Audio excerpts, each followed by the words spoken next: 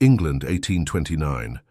The morning mist lingered over the rolling grounds of Wycliffe Hall, painting the ancient stones with a spectral hush that seemed to mock the very notion of warmth. In the drawing rooms of Mayfair, gossip travelled faster than the wind, and nowhere did it run more fiercely than when a heart of the aristocracy was at stake. I tell this tale not as one who merely heard it recounted in whispers behind silken fans, but as a voice who saw longing set fire to propriety and watched a single scandalous choice rattle the very bones of England's nobility. It began on a rain-washed Thursday in late April, when Alexander Pembroke, the 6th Duke of Ashcombe, proud, fiercely private, and England's finest bachelor, defied every law, every expectation, and every future laid at his well-shod feet. The matter at hand was not merely marriage, but the undoing of a royal engagement, one that would have united two houses and fortified the bonds between crown and country. Yet beneath the glitter of the court and the perfection of polished manners, destiny grows wild as bramble, and in its shadows toiled a girl the world wished to forget, Charlotte Hale, orphan, ward of a parish, unnoticed, almost invisible, but for the singular grace with which she carried sorrow on her slender shoulders. Alexander Pembroke had known duty since the day he drew his first breath in the east wing of Ashcombe Manor, a sprawling estate that stretched across 3 counties and bore witness to centuries of Pembroke dominion. His father, the 5th Duke, had been a man of iron will and frozen heart, a man who believed affection was weakness and love a liability. Alexander learned early to suppress warmth, to present a mask of indifference to the world, to cultivate a reputation for cold precision in business and unyielding control in matters of the heart. He was handsome, undeniably so, with dark hair that fell in waves across a broad forehead, eyes the colour of storm clouds over the North Sea, and a jaw carved with the sharpness of ancestral pride. Women of the ton pursued him with the desperation of hunters tracking rare game, yet he remained elusive, untouched, unmoved, until the day the king himself summoned him to Carlton House and laid before him an offer impossible to refuse: marriage to Princess Amelia of Saxe-Weiden, a union that would cement England's alliance with the German states and elevate the Pembroke name to heights unimaginable. Alexander had accepted without hesitation, not from desire, but from duty. Princess Amelia was beautiful in the way porcelain dolls are beautiful, perfect, pristine, utterly lifeless. She smiled when required, spoke when prompted, and carried herself with the rigid formality of one trained from infancy to be ornamental rather than human. Alexander found her tolerable, which was more than he expected from any woman the crown might choose for him. The engagement was announced with great ceremony in the London Gazette, and society erupted in rapturous celebration. Balls were held in their honour, toasts raised to their future, and wagers placed on the number of heirs they would produce. Alexander played his part flawlessly, escorting Amelia through endless rounds of social obligations, his expression carefully neutral, his manners impeccable, his heart entirely untouched. It was on one such obligatory outing, a visit to the parish of St. Cuthbert's to distribute alms to the deserving poor, that Alexander first laid eyes on Charlotte Hale. The parish, located in the grim industrial outskirts of London, was a place of soot and suffering, where orphans and widows eked out existences in conditions that would horrify the pampered ladies of Mayfair. Alexander had come reluctantly, dragged along by Princess Amelia, whose advisers insisted such displays of charity would endear her to the English public. He stood in the cramped chapel, surrounded by the stench of unwashed bodies and the muted whimpering of hungry children, his jaw tight with barely concealed distaste. Princess Amelia moved through the crowd with practiced grace, handing out bread and coins with a smile that never reached her eyes, while Alexander followed at a polite distance, counting the minutes until he could return to civilization. Then he saw her. Charlotte Hale knelt on the stone floor of the chapel, her thin frame bent over a child who had collapsed from fever. She wore a dress of faded grey wool, patched at the elbows and hem, her dark hair pulled back in a simple braid that revealed the delicate lines of her face. There was nothing remarkable about her appearance, nothing that should have drawn his attention, yet Alexander found himself unable to look away. It was the way she moved, the way she cradled the sick child with infinite tenderness, the way her lips moved in whispered reassurances, the way her eyes, dark and luminous, reflected a depth of compassion he had never witnessed in any woman of his acquaintance. She looked up suddenly, perhaps sensing his gaze, and their eyes met across the crowded chapel. For a single, suspended moment, the world fell silent. Alexander felt something shift within him, something he could not name, a sensation both foreign and terrifying. Princess Amelia's voice, shrill and imperious, shattered the moment. She demanded they leave at once, claiming the air was foul and the company beneath her dignity. Alexander tore his gaze from Charlotte and followed his future bride out into the rain-slicked streets. But the image of that girl, kneeling in the dirt with a dying child in her arms, remained burned into his mind. He told himself it was nothing, a fleeting curiosity, an aberration brought on by the dismal surroundings. He returned to his life of privilege and obligation, attending endless dinners and balls, signing contracts and negotiating settlements, preparing for a marriage that would be celebrated across 2 nations. Yet at night, when the candles were extinguished and silence settled over Ashcombe Manor, it was Charlotte's face he saw in the darkness, her eyes haunting him with their quiet strength. Weeks passed, and Alexander grew increasingly restless. He found himself making excuses to return to St. Cuthbert's parish, always under the pretense of charitable work, always accompanied by servants to maintain propriety. He told himself he was simply curious about the conditions of the poor, that his interest was purely philanthropic. But each time he visited, he sought her out, watching from a distance as she tended to the sick, taught letters to the orphans, distributed food to the starving. She moved through that wretched place like a beacon of light, her presence transforming squalor into something almost sacred. He learned her name from the parish priest, a kindly old man who spoke of Charlotte with deep affection. She was an orphan herself, the priest explained, born to a mother who had died in childbirth and a father who had perished at sea. She had been raised by the parish, given basic education by the nuns, and had chosen to remain at St. Cuthbert's to care for others rather than seek employment in service. She asked for nothing, expected nothing, and gave everything she had to those even more unfortunate than herself. Alexander found himself inventing reasons to speak with her, engaging her in conversations about the needs of the parish, the health of the children, the challenges of securing adequate supplies. Charlotte was shy at first, clearly unaccustomed to attention from anyone, much less a duke. She answered his questions in a soft, measured voice, her gaze lowered, her hands clasped tightly in front of her. But gradually, as his visits became more frequent, she began to relax in his presence. She spoke with quiet intelligence about the inequities of the poor laws, the desperate need for medical care, the hunger that gnawed at the bellies of children who had committed no sin other than being born into poverty. Alexander listened, truly listened, perhaps for the first time in his privileged life. He began to see the world through her eyes, to understand that nobility was not a matter of birth, but of character, that true grace resided not in ballrooms, but in acts of selfless compassion. It was during one of these visits, as autumn leaves swirled through the narrow streets and the first chill of winter crept into the air, that Alexander realized the full extent of his predicament. He was in love with Charlotte Hale. The realization struck him with the force of a physical blow, leaving him breathless and disoriented. He, who had prided himself on emotional detachment, who had accepted a loveless marriage with a royal princess without a moment's hesitation, had fallen irrevocably, irretrievably in love with an orphan girl who possessed nothing but the clothes on her back and a heart of incomparable beauty. The implications were staggering. To pursue Charlotte would mean breaking his engagement to Princess Amelia, defying the king, scandalizing society, and potentially destroying his family's standing. It was unthinkable, impossible, a betrayal of everything he had been raised to value. Yet as he stood in the cold chapel of St. Cuthbert's, watching Charlotte comfort a weeping widow, he knew with absolute certainty that he could not marry Amelia. He could not condemn himself to a lifetime of hollow formality, not when he had tasted, however briefly, the possibility of genuine connection. He could not stand before God and vow to honor a woman he did not love, not when his heart belonged entirely to another. The decision once made brought a strange sense of peace.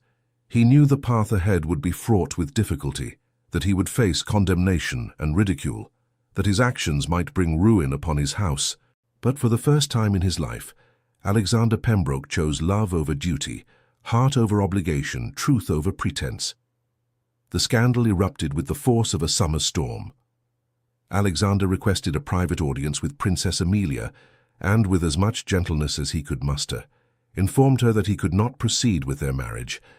Amelia, to her credit, received the news with icy composure.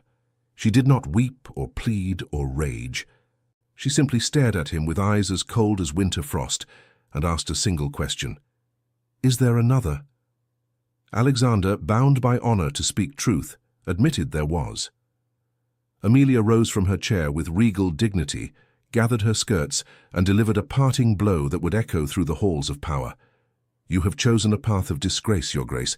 I hope she is worth the ruin you will bring upon yourself and all who bear your name." Then she swept from the room, leaving Alexander alone with the weight of his choice. The king's response was swift and savage. A letter arrived at Ashcombe Manor, sealed with the royal crest, its contents a masterpiece of controlled fury. Alexander was informed that his actions constituted a grave insult to the crown, a breach of trust that would not be forgotten. While the king could not compel him to marry against his will, he could and would ensure that Alexander faced the full consequences of his decision. Invitations to court were withdrawn, royal patronage revoked, and word spread through the highest circles that the Duke of Ashcombe had committed an act of unforgivable impudence. Society, always quick to turn on those who violated its sacred codes, descended upon Alexander with gleeful malice. He was cut from guest lists, snubbed at his club, subjected to vicious gossip that painted him as a madman, driven to folly by base lust. His own family, horrified by the scandal, sent representatives to plead with him to reconsider, to make amends, to salvage what remained of the Pembroke reputation. Alexander refused every entreaty, his resolve hardening with each attempt to sway him. Through it all, Charlotte remained unaware of the tempest she had unwittingly caused. She continued her work at St. Cuthbert's, ignorant of the fact that her existence had upended the lives of princes and dukes. Alexander had not yet spoken to her of his feelings, fearing that his attentions might bring her harm. But he could not stay away. Even as London society turned against him, even as his world crumbled around him, he returned to the parish, drawn by a force he could neither resist nor fully comprehend. It was on a grey November afternoon, as the first snow began to fall, that he finally confessed the truth. He found Charlotte in the chapel, arranging wildflowers on the altar, her movements graceful and unhurried. He approached slowly, his heart pounding with an intensity he had never before experienced. "Miss Hale," he began, his voice rough with emotion. Charlotte turned, surprise flickering across her delicate features. She curtsied as protocol demanded, though the gesture seemed absurd in that humble setting. "Your Grace," she murmured, confusion evident in her tone. "I did not expect to see you today. Is there something you require for the parish?" Alexander shook his head, struggling to find words adequate to convey the magnitude of what he felt. "I require nothing for the parish, Miss Hale. I have come to speak with you about a matter of great importance." Charlotte's eyes widened, a faint blush colouring her pale cheeks. "I cannot imagine what matter could be of importance between us, Your Grace. We are of such different stations." "That is precisely what I wish to discuss," Alexander said, stepping closer. "Station, and the utter irrelevance of it when measured against matters of the heart." He saw her tense, saw wariness replace confusion, and he pressed on before courage could fail him. "I have broken my engagement to Princess Amelia. The entire kingdom speaks of nothing else, and I am now the subject of scandal and derision. I have lost the king's favour, alienated my family, and become a pariah in society. And I have done all of this gladly, willingly, because I could not marry one woman when my heart belongs to another." Charlotte's breath caught, her hand flying to her throat. "Your Grace, you cannot mean—" "I mean every word, Charlotte," Alexander interrupted, using her given name for the first time, savouring its sweetness on his tongue. "I have fallen in love with you. I do not know when it happened or how, only that it is as true and undeniable as the air I breathe. I know I have no right to speak to you thus, that my attentions may be unwelcome, that you may think me a madman driven to folly. But I could not proceed without telling you the truth, without offering you my heart and my name if you will have them." The silence that followed seemed to stretch for an eternity. Charlotte stared at him, her eyes wide with disbelief, her face pale as snow. Then, to Alexander's horror, tears began to stream down her cheeks. "You cannot be serious," she whispered, her voice breaking. "You are a duke, heir to one of the greatest fortunes in England. I am nothing, no one, an orphan with no family, no dowry, no standing. You would be ruined entirely if you were to marry me. Society would never accept it. Your family would disown you. The king would consider it a final, unforgivable insult." Alexander reached for her hands, capturing them in his own despite her attempt to pull away. "I care nothing for society's opinion, Charlotte. I care nothing for titles or fortunes or the favor of kings. I care only for you, for the goodness I see in your heart, for the strength I witness in your every action, for the beauty that radiates from your very soul. You are not nothing. You are everything. And if loving you means losing all else, then I count it a price worth paying." Charlotte shook her head, tears flowing freely now. "You do not understand what you are saying. You have lived your entire life in comfort and privilege. You cannot fathom what it means to be truly poor, to be scorned and dismissed, to have doors closed in your face simply because of your birth. If you marry me, that will become your reality. You will be cast out, rejected, forced to live on the margins of the world you have always known. I cannot allow you to make such a sacrifice for my sake." Alexander pulled her closer, his grip gentle but unyielding. "It is not a sacrifice, Charlotte. It is a liberation. I have spent my life in a gilded cage, bound by expectations and obligations that have nothing to do with who I truly am. You have shown me what it means to live with purpose, to act with compassion, to value substance over appearance. Marrying you would not be a descent into poverty, but an ascent into richness of a kind I have never known. Please, Charlotte, do not refuse me out of fear of what others will think or say. Tell me what your heart desires. Can you love me even a little? Is there any hope that you might one day return the feelings I have confessed?" Charlotte looked up at him, and in her eyes Alexander saw a reflection of his own longing, his own desperate hope. "I have loved you from the moment you first spoke to me with kindness," she whispered, the words barely audible. "I thought it a foolish dream, a fantasy that could never be realized. I never imagined you might feel the same, never dared to hope that someone like you could see anything of value in someone like me. But if you truly mean what you say, if you are willing to face the consequences, then yes, Alexander, I will marry you. I will stand beside you through whatever storms may come, and I will love you with every breath I take until my last day on this earth." Alexander felt something break open inside him, a dam of emotion held in check for far too long finally giving way. He pulled Charlotte into his arms, holding her as though she might vanish if he loosened his grip, and for the first time in his carefully controlled life, he allowed himself to feel the full weight and wonder of love.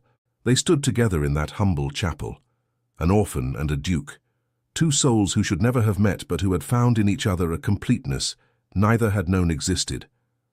Outside, snow continued to fall, blanketing the soot-stained streets in white, transforming ugliness into beauty, and Alexander knew with absolute certainty that whatever lay ahead, he would face it gladly, so long as Charlotte was by his side. The weeks following Alexander's proposal to Charlotte were marked by a ferocity of opposition that even he, prepared as he thought himself for resistance, had not fully anticipated. News of the engagement spread through London with the speed of wildfire, igniting outrage, shock, and gleeful scandal in equal measure. The newspapers, ever hungry for sensational stories, seized upon the tale with relish, publishing lurid accounts that painted Alexander as a fool bewitched by a scheming pauper, and Charlotte as a cunning opportunist who had ensnared a duke through manipulation and wiles. Neither portrayal bore any resemblance to truth, but truth was a commodity of little value in the marketplace of gossip. What mattered was spectacle, and the union of a duke and an orphan provided spectacle in abundance. Alexander's family descended upon Ashcombe Manor like a flock of carrion birds, determined to talk sense into the wayward duke before irreparable damage was done. His mother, the Dowager Duchess, arrived first, her carriage clattering up the gravel drive with an urgency that sent servants scattering. She was a woman of formidable presence, tall and angular, with silver hair arranged in elaborate coils and eyes that could freeze water at 20 paces. Alexander received her in the library, bracing himself for the onslaught he knew would come. The dowager did not disappoint. She launched into a tirade that ranged from appeals to family honor to predictions of financial ruin, her voice rising with each successive argument. "You are destroying everything your father built," she declared, her hands trembling with fury.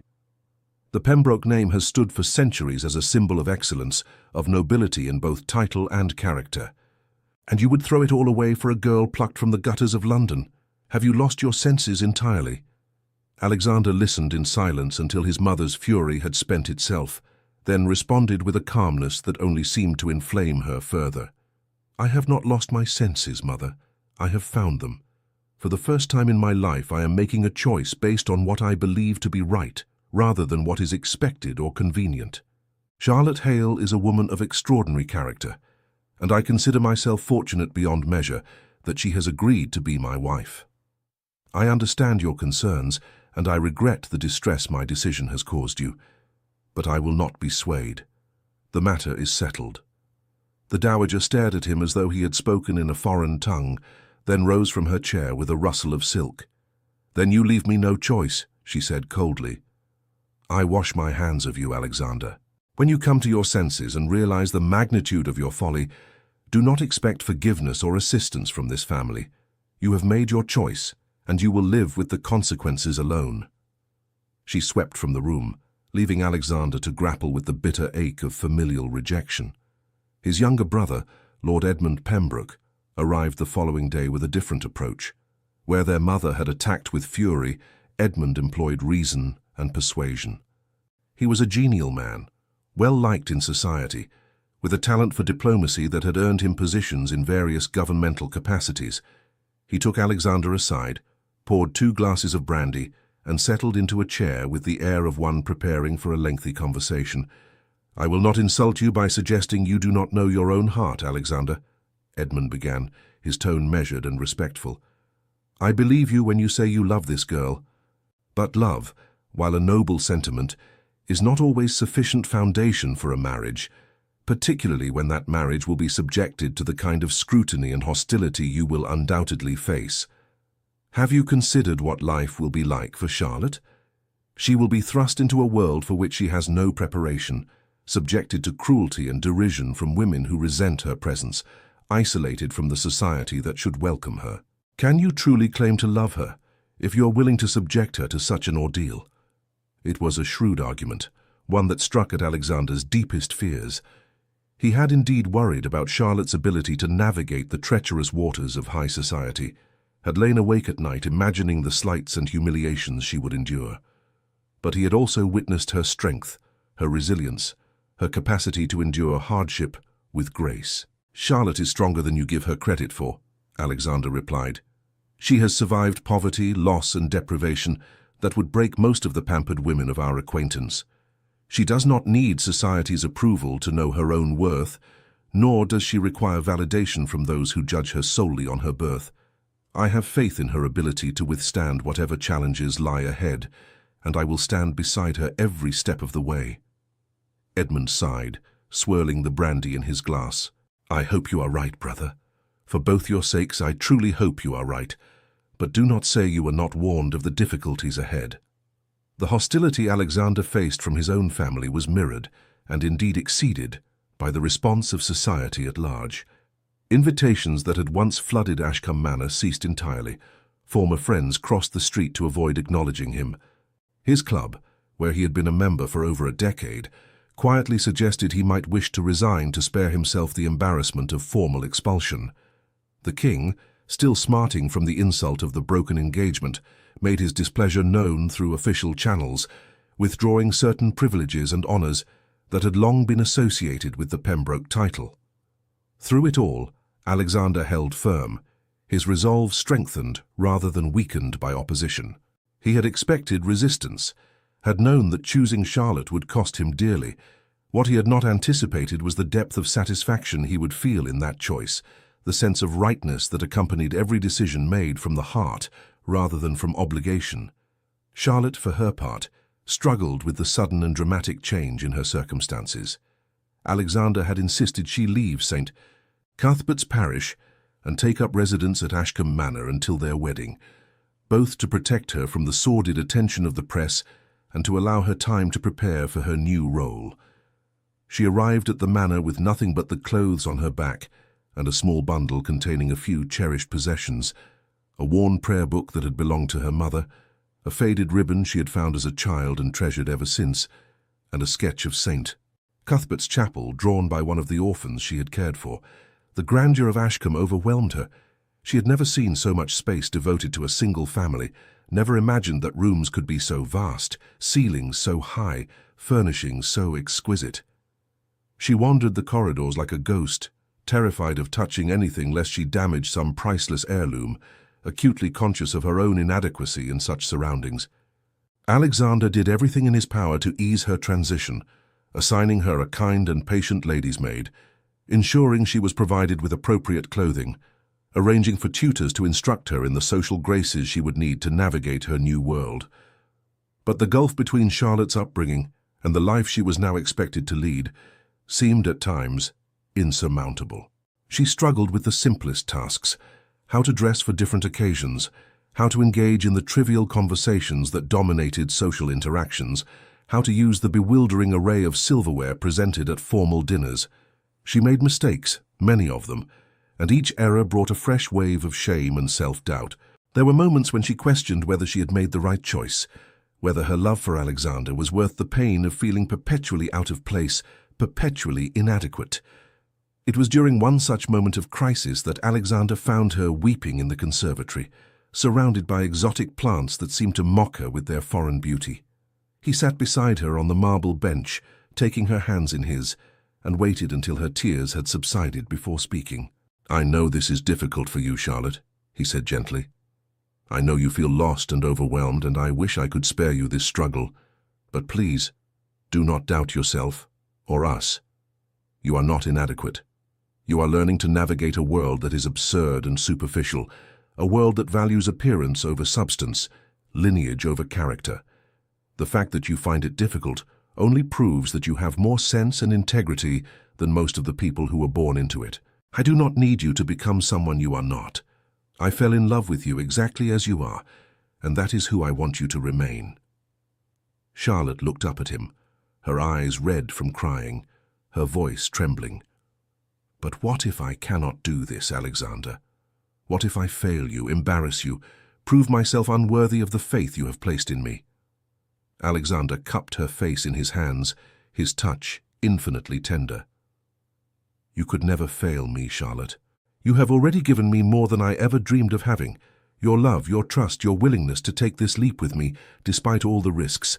Everything else is mere detail, inconsequential compared to what we share. We will face this together, and we will find our way, I promise you." His words, spoken with such conviction, restored something of Charlotte's courage. She leaned into his embrace, drawing strength from his presence, and resolved to try harder, not for society's sake, but for his. As winter deepened and the wedding date approached, Alexander and Charlotte began to find a rhythm together.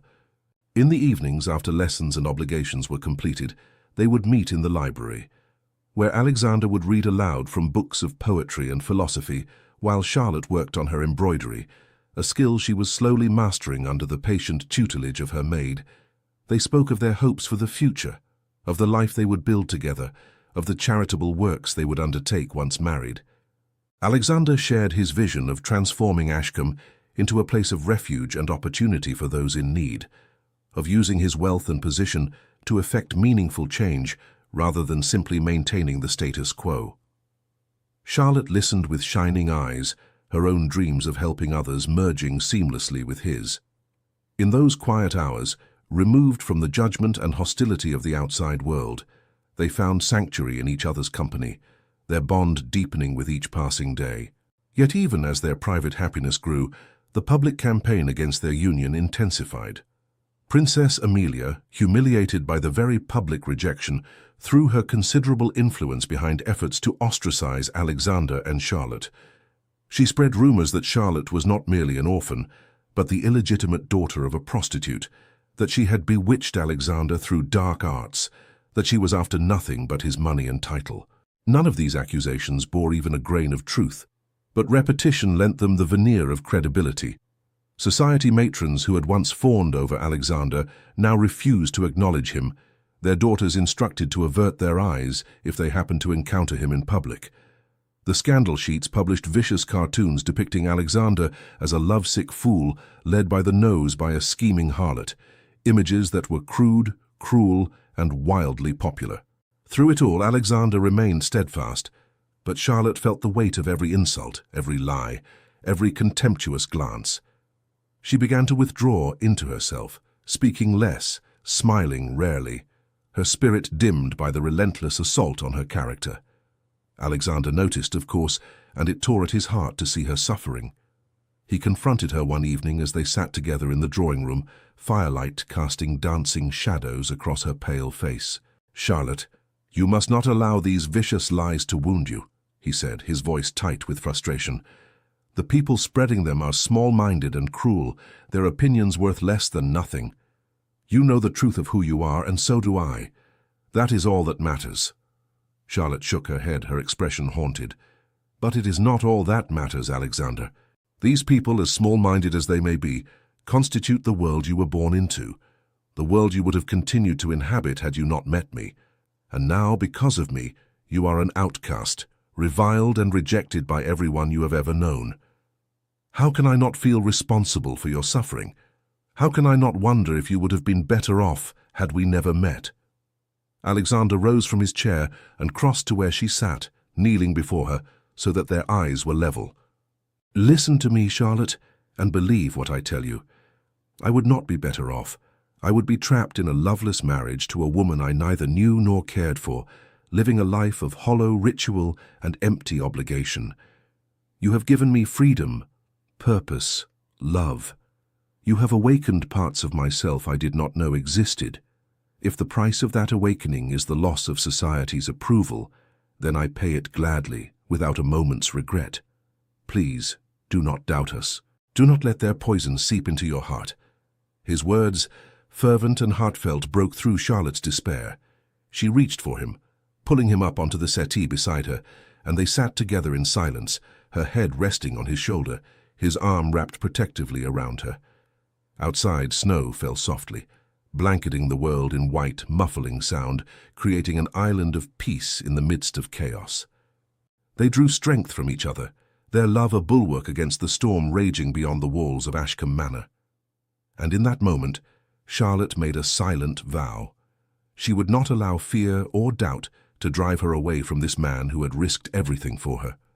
She would stand beside him, face whatever trials lay ahead, and prove to herself and to the world that love, true love, was worth any sacrifice. The turning point came in early February, just weeks before the planned wedding. Alexander received an unexpected visitor, Lord Hastings, an old friend from his university days who had maintained a careful distance since the scandal broke. Hastings was a jovial man, round-faced and good-natured, with a reputation for fairness and loyalty. He arrived unannounced, brushing past the butler with cheerful disregard for protocol, and found Alexander in his study, reviewing accounts. "Ashcombe, old friend," Hastings declared, settling himself into a chair without invitation. "I owe you an apology. I have behaved abominably these past months, allowing fear of association to override friendship. I am ashamed of myself, and I have come to make amends." Alexander looked up, surprised and cautiously hopeful. "Hastings, I confess, I did not expect to see you here." Hastings waved a dismissive hand. "Yes, well, I am not proud of my absence, but I have been doing some thinking, and I have come to a conclusion. This business of ostracizing you for marrying the woman you love is absolute nonsense. I have made inquiries about Miss Hale, discreet inquiries, mind you, and everything I have learned speaks to her character and virtue. The rumors circulating about her are malicious fabrications, spread by those with petty grievances and small hearts. You have chosen well, Ashcombe, and any man with sense can see that. Society be damned." I intend to attend your wedding, and I intend to make it known that I support your choice. Furthermore, I shall use what influence I possess to encourage others to do the same."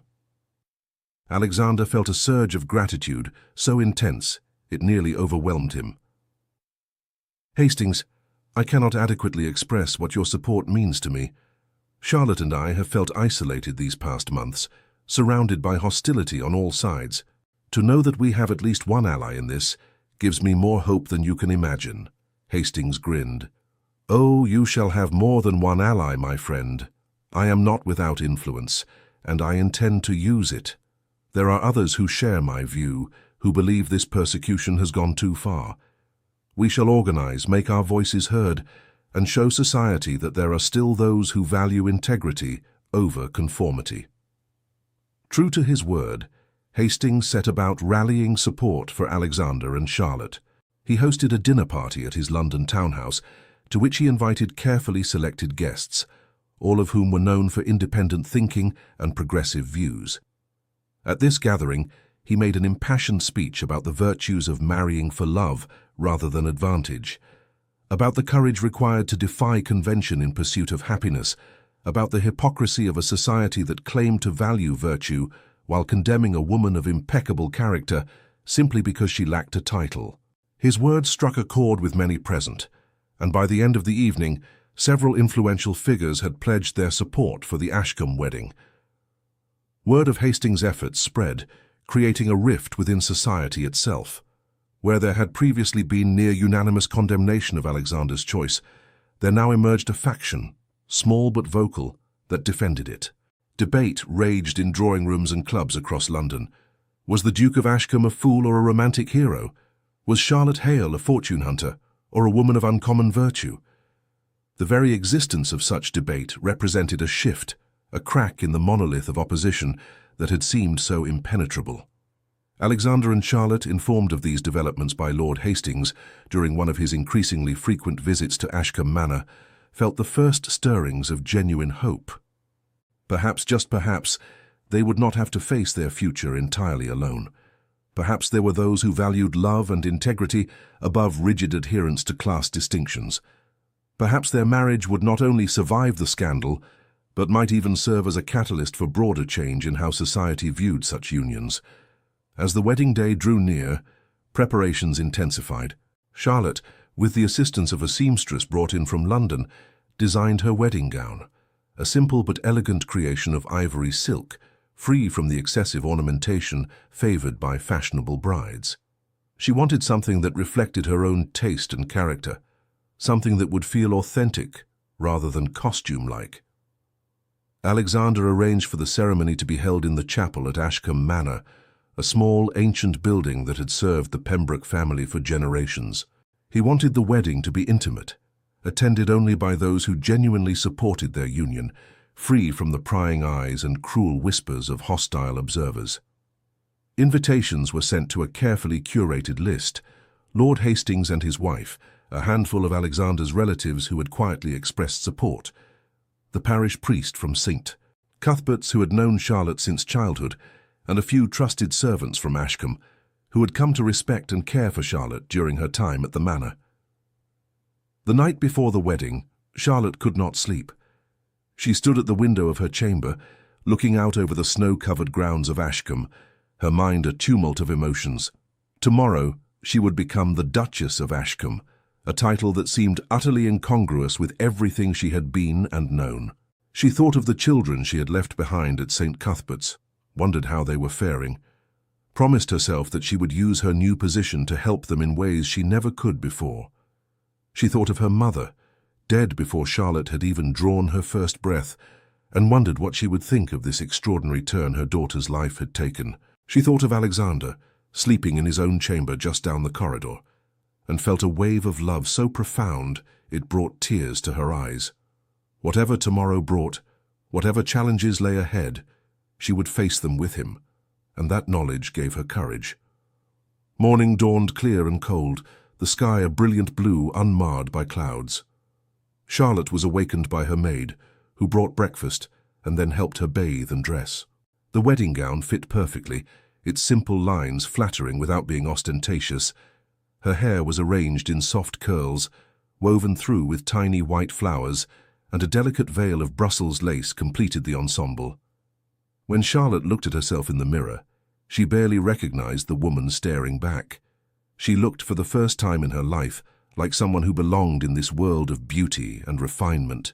Yet beneath the finery, she was still Charlotte Hale, orphan girl from St. Cuthbert's Parish, and she knew she must never forget that. Her past was part of who she was, and she would carry it with her always, a reminder of where she had come from and why compassion mattered. The ceremony itself was brief but deeply moving. Alexander stood at the altar in the small chapel, his eyes never leaving Charlotte as she walked toward him down the narrow aisle. There were no crowds, no pomp, no elaborate displays, just two people promising to love and honor each other for the rest of their lives, surrounded by a small group of witnesses who genuinely wished them well. When the priest pronounced them husband and wife, and Alexander kissed Charlotte for the first time as her lawful spouse, there was not a dry eye in the chapel. Even Lord Hastings, not generally prone to sentimentality, was seen dabbing at his eyes with a handkerchief. A modest wedding breakfast followed, with toasts and laughter, and a sense of warmth that had been absent from Ashcombe Manor for far too long. And as Charlotte sat beside her new husband, his hand clasping hers beneath the table, she allowed herself to believe that perhaps against all odds they would find happiness together. The battle was far from over, but they had won the first and most important victory. They had chosen each other, and no force on earth could undo that choice. The months following Alexander and Charlotte's wedding unfolded in a pattern of quiet defiance and gradual transformation. The newlyweds remained at Ashcombe Manor, deliberately avoiding London and the society that had shown them such contempt. Alexander threw himself into managing his estates with a rigor and attention to detail he had never before demonstrated, discovering in the process a genuine aptitude for stewardship that had lain dormant during his years of idle privilege. Charlotte, for her part, began to find her footing as Duchess of Ashcombe, a role she redefined according to her own values rather than the expectations of others. Together, they developed a partnership built on mutual respect, shared purpose, and deepening love, creating a life that, while unconventional, brought them both profound satisfaction.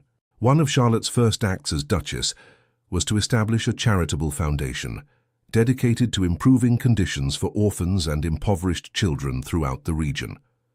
She persuaded Alexander to set aside a substantial portion of his income for this purpose, and he agreed without hesitation, moved by her passion and commitment. The foundation opened schools where children could learn to read and write, provided medical care to those who could not afford physicians, distributed food and clothing to families on the brink of starvation. Charlotte herself was intimately involved in every aspect of the work, visiting schools and hospitals, meeting with families, ensuring that funds were used effectively and compassionately. The people of the surrounding counties, many of whom had initially viewed the Ashcombe scandal with disapproval, gradually came to respect and admire the young Duchess, whose actions demonstrated genuine concern for their welfare. Word of Charlotte's charitable work began to spread beyond the immediate vicinity of Ashcombe, carried by travellers and tradesmen, by clergy and physicians, by all those whose lives she had touched. Stories circulated of the orphan-turned-duchess, who had not forgotten her humble origins, who used her elevated position to lift up those still suffering in poverty. The contrast between these accounts and the vicious rumors that had dominated the scandal sheets became increasingly difficult to ignore. A few brave souls among the gentry and minor nobility began to question whether society had been too hasty in its condemnation of the Ashcombe marriage. Perhaps, they ventured cautiously, there was more to Charlotte Pembroke than the caricature painted by her enemies. Perhaps the Duke had shown wisdom rather than folly in choosing a woman of character over a woman of title. This shift in perception was gradual and far from universal. There remained many, particularly among the highest echelons of society, who viewed any acceptance of Charlotte as an intolerable erosion of class boundaries. Princess Amelia, now married to a minor European prince in a union arranged hastily to salvage her dignity, continued to nurse her wounded pride and encouraged her supporters to maintain their hostility toward the Pembrokes. Yet the unanimity of opposition that had once seemed absolute began to fracture. creating space for alternate viewpoints to emerge. Lord Hastings, who had appointed himself unofficial champion of the Ashcombe cause, seized upon this opening, writing letters to influential friends, hosting gatherings where Charlotte's accomplishments were discussed in admiring terms, slowly but persistently chipping away at the wall of prejudice that surrounded her. Spring came to Ashcombe with an explosion of colour and life. The gardens, long neglected during the previous Duke's final years, burst into bloom under the attentive care of gardeners who responded to Charlotte's gentle encouragement and genuine appreciation of their work. She walked the grounds daily, often accompanied by Alexander, the two of them discussing plans for improvements to the estate and the charitable foundation.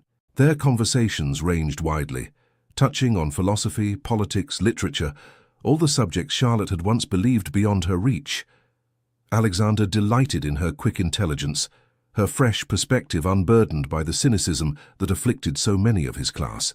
She challenged his assumptions, asked questions that forced him to examine beliefs he had long taken for granted, and in the process helped him become a better, more thoughtful man.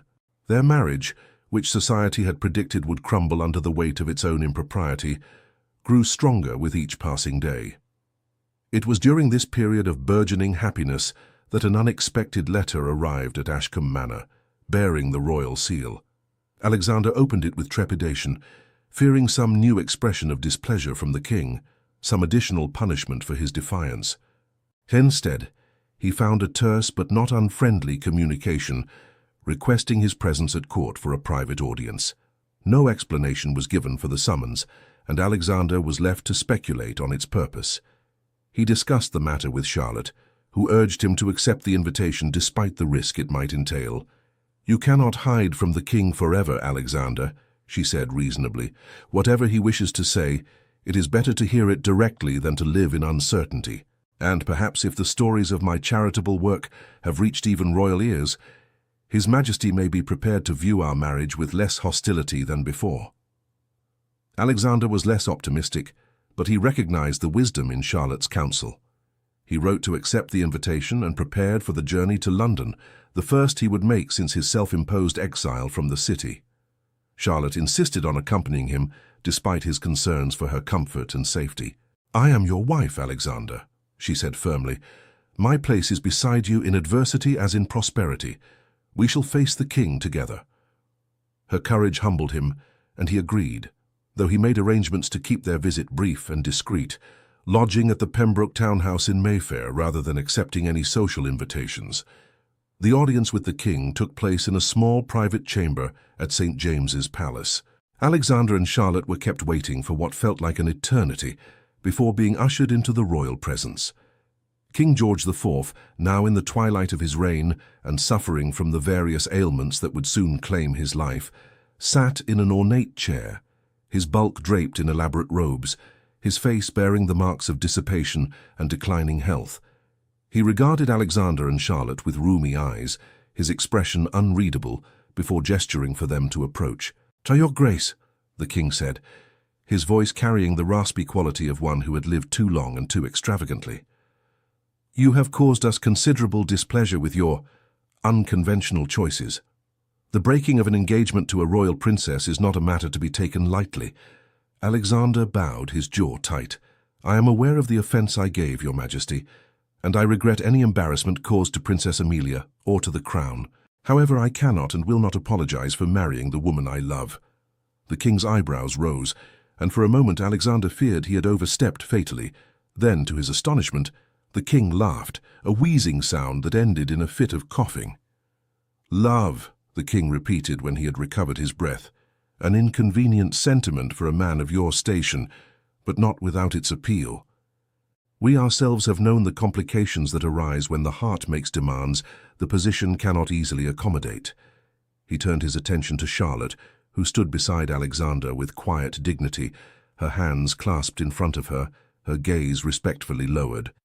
"So this is the woman who caused such an uproar. Look at us, girl." Charlotte raised her eyes to meet the king's, and Alexander felt a surge of pride at the calm composure she displayed in the face of royal scrutiny. "You are very young," the king observed, And certainly comely enough, though we must confess we do not see the sorcery that so many claimed you employed to entrap the Duke." A faint smile touched Charlotte's lips. "There was no sorcery, Your Majesty, only mutual regard and affection which grew over time into love." The king studied her for a long moment, then nodded slowly. "We have heard reports of your charitable endeavors, Duchess. They speak well of your character, and suggest that perhaps those who condemned you so swiftly may have been somewhat precipitate in their judgment." Alexander felt a flicker of hope, carefully suppressed lest it prove premature. "Your Majesty is most gracious to say so," he said. "Charlotte has indeed devoted herself to works of charity, using her position to help those most in need. It is one of the many reasons I am proud to call her my wife." The king waved a bejeweled hand. Yes, very commendable. The truth is, Ashcombe, we find ourselves in a somewhat awkward position. Princess Amelia has married elsewhere and is no longer our concern. The scandal, while titillating, has begun to bore even the most dedicated gossips, and we have received a number of petitions from various quarters suggesting that continued royal disfavor toward you serves no useful purpose and may in fact be seen as petty vindictiveness on our part. We are not fond of being perceived as petty. Alexander barely dared to breathe. "What are you saying, Your Majesty?" The king shifted in his chair, grimacing with discomfort. "We are saying, Ashcombe, that we are prepared to extend a qualified forgiveness. You will not be restored to your former position at court. That would be too much too soon, but neither will you continue to labor under our active displeasure. You may appear at such functions as do not involve the royal family directly, and we shall not object. In time, should you and your Duchess continue to conduct yourselves with the propriety you have recently demonstrated, full reconciliation may be possible. Does that satisfy you?" It was more than Alexander had dared hope for. "It does indeed, Your Majesty. We are most grateful for your clemency and your willingness to reconsider your initial judgment." The king made a dismissive gesture. "Do not thank us too profusely. We are doing this as much for our own sake as for yours. A king must occasionally demonstrate magnanimity, particularly when his own position is, shall we say, less secure than it once was. Now go, both of you, before we change our mind and decide this was all a terrible idea." Alexander and Charlotte made their farewells and withdrew from the royal presence, neither daring to speak until they were safely ensconced in their carriage and on their way back to the Mayfair townhouse. Then Charlotte turned to Alexander, her eyes shining with tears of relief and joy. "Do you realize what this means? We are no longer outcasts. We can begin to rebuild what was lost." Alexander pulled her into his arms, holding her close. "We have already built something far more valuable than what was lost, Charlotte. We have built a life based on love and shared purpose, and no amount of royal favor can improve upon that. But yes, I am glad that the worst of the hostility has passed, glad that you will no longer have to endure the cruelty that has been directed at you. You deserve acceptance, respect, admiration, and now perhaps you will begin to receive what you have always deserved." They spent 3 more days in London, during which word of the king's change of heart spread rapidly through society. Invitations began to arrive at the Pembroke townhouse, tentative at first, then with increasing confidence. Charlotte and Alexander attended a select few gatherings, carefully chosen to minimize potential unpleasantness. The reception they received was mixed. Some guests remained coldly disapproving, others were warmly welcoming. Most fell somewhere in between, treating the Pembrokes with polite neutrality that allowed for future thawing without requiring immediate embrace. Charlotte comported herself with a grace that surprised even Alexander, who had always believed in her capacity for greatness. She spoke when spoken to, listened attentively to the conversation of others, deflected insulting questions with quiet dignity, and made no attempt to pretend she was anything other than what she was. Those who approached her with genuine kindness found her warm and engaging. Those who sought to patronize or humiliate found her politely untouchable. By the end of their brief sojourn in London, even some of Charlotte's harshest critics were forced to admit that the Duchess of Ashcombe was a woman of considerable poise and intelligence, whatever the irregularity of her origins. The true test of society's changing attitude came in early summer, when Lady Hastings organized a grand ball at the Hastings estate, and extended a personal invitation to Alexander and Charlotte. It would be Charlotte's first appearance at a major society event, and both she and Alexander understood that how she was received would likely determine the trajectory of their social rehabilitation. Charlotte spent weeks preparing, working with her tutors to polish her dancing. Her conversation, her understanding of the complex social codes that governed such gatherings. Alexander watched her dedication with a mixture of admiration and guilt, hating that she had to work so hard to earn acceptance that should have been freely given, yet proud beyond measure of her determination to succeed. The night of the ball, Charlotte wore a gown of sapphire blue silk that brought out the depth of her dark eyes and complemented the simple strand of pearls Alexander had given her as a wedding gift. Her hair was arranged in an elegant coiffure that showcased her graceful neck, and she carried herself with a confidence born not of arrogance, but of hard-won self-assurance. Alexander, watching her descend the stairs of the Pembroke townhouse, felt his breath catch. She was quite simply magnificent, and he knew beyond doubt that every person at that ball would see what he had known from the beginning, that Charlotte Pembroke was worthy of her title in every way that mattered. They arrived at the Hastings estate to find carriages lined up along the drive, torches blazing in the gathering dusk, music drifting from the brightly lit windows of the grand ballroom. Alexander felt Charlotte's hand tighten on his arm as they approached the entrance, and he covered it with his own, offering silent reassurance. They were announced at the door, and for one terrible moment, conversation in the ballroom ceased entirely. Every eye turned toward them, assessing, judging, measuring. Charlotte lifted her chin, met those stares with quiet dignity, and something remarkable happened. Lady Hastings herself crossed the floor to greet them, taking Charlotte's hands in hers with genuine warmth. "My dear Duchess," she said, her voice carrying clearly through the hushed room, "how delighted we are to have you here. Come, you must meet everyone properly."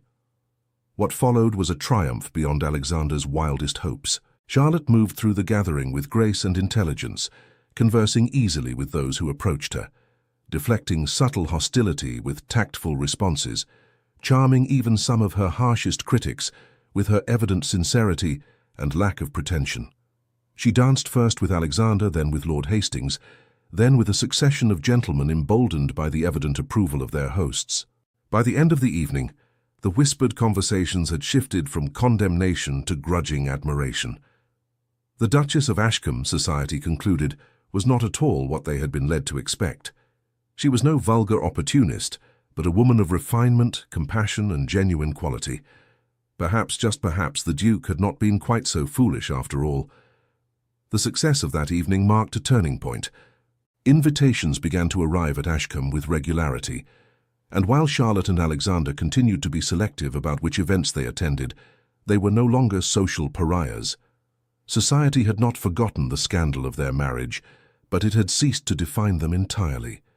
They were judged increasingly on their own merits: Alexander's improved stewardship of his estates, Charlotte's charitable work, the obvious depth of affection they bore for each other. The notion that marriages should be based on duty and advantage rather than love, while still dominant, began to face quiet challenge from those who saw in the Pembrokes an example of an alternate possibility. As autumn returned to Ashcombe, bringing with it the golden light and crisp air that Alexander had always loved, Charlotte discovered she was with child. The news filled both of them with joy, tempered by the awareness of how much rode on the safe delivery of an heir. Charlotte, practical as always, refused to be treated as an invalid, continuing her work with the charitable foundation well into her pregnancy, though she consented to reduce the physical demands of her schedule. Alexander hovered anxiously, driving her to distraction with his solicitude, until she finally had to order him with affectionate exasperation to occupy himself with estate business and leave her care to the capable midwife and physician he had engaged. The reconciliation with Alexander's family came gradually, initiated not by the Dowager Duchess, but by Lord Edmund, who had never entirely severed ties with his brother. Edmund visited Ashcombe in late autumn, ostensibly to discuss estate matters, but in reality to extend an olive branch. He found Charlotte in the nursery, overseeing preparations for the coming child, and was struck by the transformation in his brother, who seemed more animated, more genuinely happy than Edmund had ever seen him. Over dinner that evening, Edmund spoke with uncharacteristic emotion. "I owe you both an apology," he said. "I allowed fear and convention to blind me to what should have been obvious, that love and integrity matter more than lineage. Charlotte, you have made my brother happier than I believed possible, and you have done honor to our family name through your actions and character. I would be proud to call you sister, if you will forgive my initial coldness."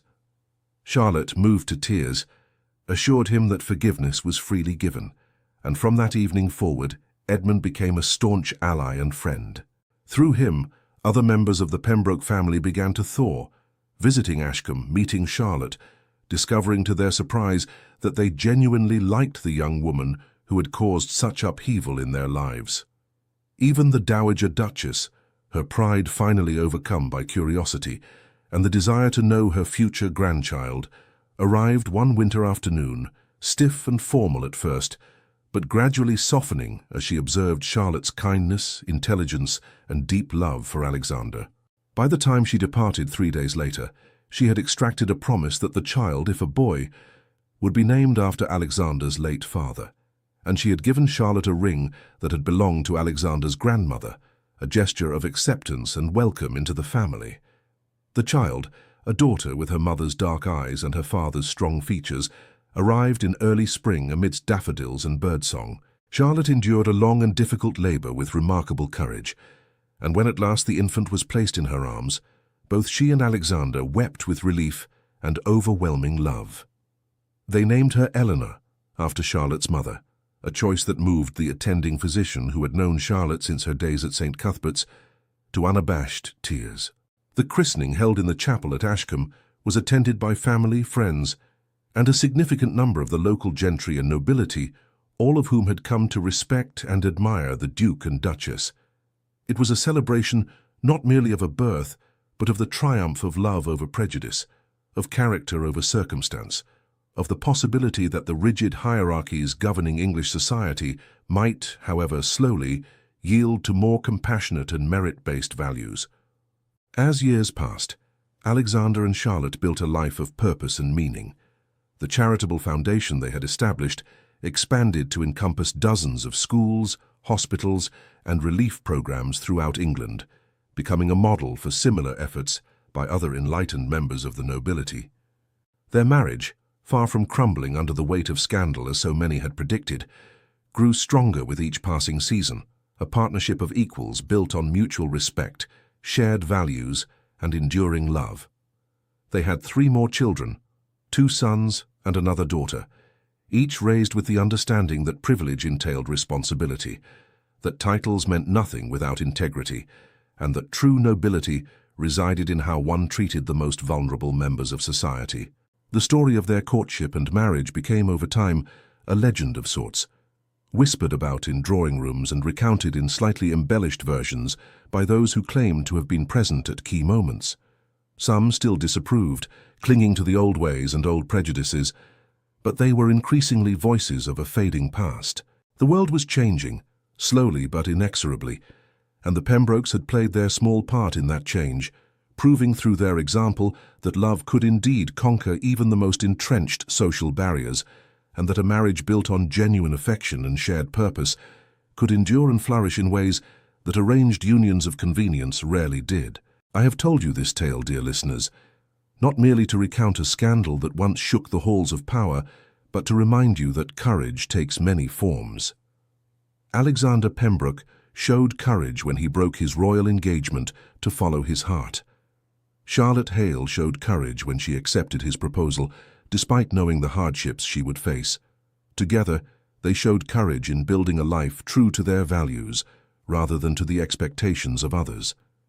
Their story is a testament to the transformative power of love, to the possibility of change even in the most rigid societies, and to the enduring truth that character, not birth, determines one's true worth. Epilogue. Years later. England, 1842. The years had not diminished the soft green of the Ashcombe Hills, nor the way the early light gathered in silver pools along the river that cut through the valley. Dawn lay over the estate like a benediction, quiet and sure, and from the eastern terrace of the manor, a figure stood watching it as one might watch an old beloved friend. Charlotte, Duchess of Ashcombe, drew her shawl closer against the slight chill and smiled as mist rose from the fields her husband had once ridden in reckless solitude. They were no longer the lands of a lonely duke and a burdened title. They were now the beating heart of a life purposefully lived. Behind her came the quick, uneven footsteps of youth. "Mamma, you promised you would not go out alone before breakfast," Eleanor said, a little breathless as she stepped onto the terrace.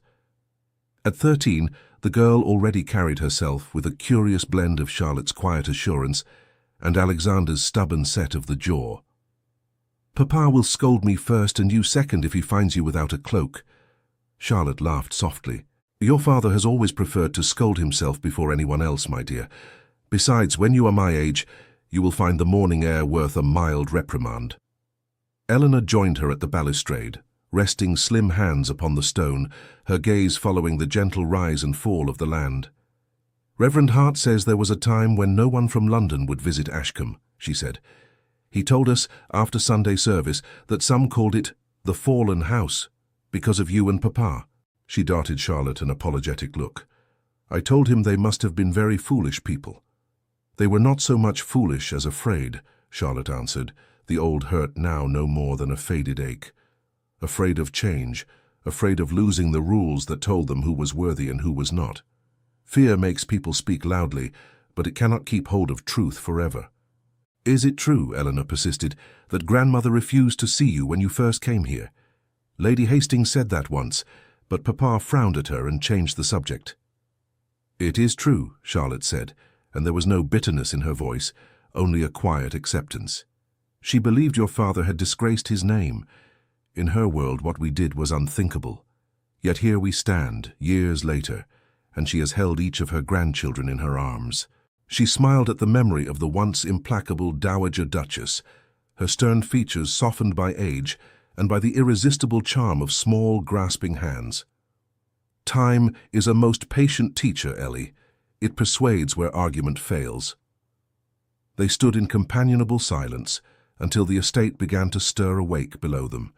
Stable boys leading horses from their stalls, kitchen maids opening shutters, smoke curling from chimneys. Somewhere a bell rang from the school Charlotte had insisted be built at the edge of the village, its stone walls now ivy-clad, its yard filled each day with the shouts and laughter of children who once would have had no future but the workhouse. Eleanor followed the sound with her eyes. "When I go to the school," she said slowly, "some of the girls look at me as if I am something very grand. They whisper, 'Your Grace,' and curtsy too low and run away giggling. I do not feel grand, only fortunate." She hesitated. "Nurse told me that once you were one of those girls, that you taught letters in a parish far worse than ours." Charlotte's fingers tightened briefly on the stone. "Nurse speaks more than is her place," she said, but there was no true reproof in it. "Yes, I once knelt on cold chapel floors and scrubbed them until my hands bled. I rose before dawn to fetch water and mend clothing and comfort children who had no one else to speak their names." She turned to her daughter, her gaze steady. "Do you know what that means for you, Eleanor?" The girl shook her head. "It means that every advantage you possess is borrowed, not owned. It is lent to you by birth and by circumstance, and you must spend it wisely. When the village girls look at you with wide eyes, remember that there is no intrinsic difference between you and them, only the road you were set upon at the start. Your task is not to feel guilty for your blessings, but to ensure that your life makes them worthwhile." Eleanor considered this with a seriousness that made Charlotte's heart ache with pride. "Like you did," she said at last. "Papa says you turned his title into a tool instead of a cage." "Your father gives me more credit than I am due," Charlotte replied, though privately she knew how fiercely she had fought to make that true. "We did it together. You will do the same in your own way." The terrace doors opened once more, this time admitting Alexander himself, his hair threaded with a distinguished silver that had done nothing to lessen the keen intelligence of his gaze. "There you both are," he said, affecting a gruffness that fooled neither wife nor daughter. "I might have known the day would begin with conspiracy." Merely instruction, Papa, Eleanor said, crossing to kiss his cheek. Mamma has been telling me that I must treat my advantages as borrowed and spend them wisely. An excellent summary, he said, slipping an arm around Charlotte's waist with the easy intimacy of long habit. I hope she also advised you to avoid dukes who make a habit of defying kings. They are more trouble than they are worth. Charlotte elbowed him lightly. On the contrary, I advised her that some dukes are worth any amount of trouble. He smiled down at her, and for a moment the years between the misty chapel of St. Cuthbert's and this sunlit terrace collapsed into nothing. He still saw, in every line of her face, the woman who had knelt among the poor with wildflowers on a chipped altar, the woman whose compassion had undone him more thoroughly than any court intrigue could have done. Whatever the world had lost when he broke his royal engagement, he had gained a whole universe in return. Later that afternoon, the great hall of Ashcombe filled with visitors. Tenants come to present petitions, children from the village school bringing essays and clumsy drawings, a delegation from London eager to study the Ashcombe model of charitable administration. Charlotte moved among them with practiced ease, listening more than she spoke, making introductions, translating fear into understanding. Where once she had been the object of whispered judgment, she was now the axis around which these small worlds turned.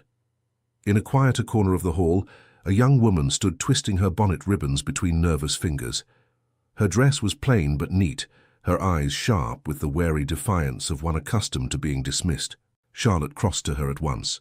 "You must be Miss Barton," she said warmly.